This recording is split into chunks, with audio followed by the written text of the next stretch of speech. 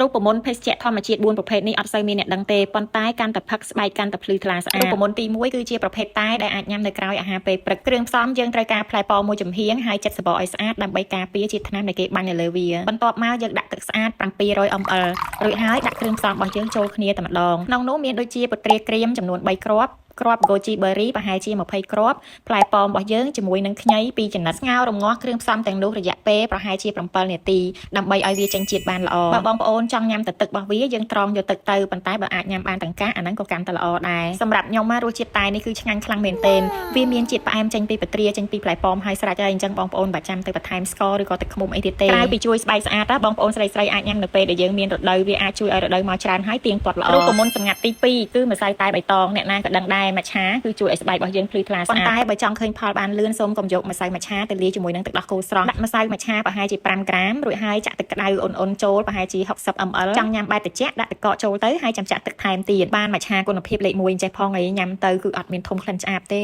ឈ្ងុយតែឆ្ងាញ់មែនទែនហើយញ៉ាំអញ្ចឹងចន្លោះពេលណាគឺអត់ដាច់ fasting ទេរូបមន្តទី3ខ្ញុំទៅតែចែកជូនថ្មីនឹងដែរគឺទឹកពោតបារាំងការញ៉ាំទឹកពោតបារាំងពេលព្រឹកម្ដងពេលល្ងាចម្ដងជួយស្បែកភ្លឺថ្លាហើយអត់ចេះតែថាទេណាមានសាកសីពិតអ្នកដែលគាត់បានញ៉ាំហើយគឺគាត់ comment ប្រាប់គាត់ញ៉ាំរាល់ថ្ងៃហើយស្បែកឡើងភ្លឺហើយមិនត្រឹមតែជួយតែស្បែកទេកាពះពោះវៀនអ្នកពិបាកបត់ជើងអីហ្នឹងគឺប្រសិទ្ធភាពល្អមែនទេរូបមន្តចុងក្រោយការញ៉ាំសូកូឡាក្តៅក៏ជួយស្បែករបស់យើងឲ្យភ្លឺថ្លាដែរអូយខ្មៅអញ្ចឹងជួយស្បែកមិនទេមិនមែនតែរកទិញសូកូឡាដែលគេដាក់ស្ករមកឯណាគឺយើងយកម្សៅកាកាវព្រោះនៅក្នុងកាកាវវាសម្បូរទៅដោយពពួក antioxidant ពន្យានៅភាពចាស់របស់យើងធ្វើឲ្យស្បែកភ្លឺថ្លាស្អាតហើយវាក៏មានអត្ថប្រយោជន៍ផ្សេងទៀតដែររសជាតិល្វីងតិចបើបងប្អូនចង់បានជាតិផ្អែមអាចបន្ថែមជាមួយនឹងទឹកស្ករ monk fruit បានបើចង់ឲ្យបងប្អូនមិត្តភក្តិយើងទទួលបានស្បែកភ្លឺថ្លាស្អាតដែរកុំភ្លេចជួយ share រូបមន្តនេះឲ្យគាត់ដឹងផងចង់បានគ្រឿងផ្សំសុទ្ធល្អគុណភាពលេខ1ទាំងអស់នេះឆាតចូលនៅក្នុង page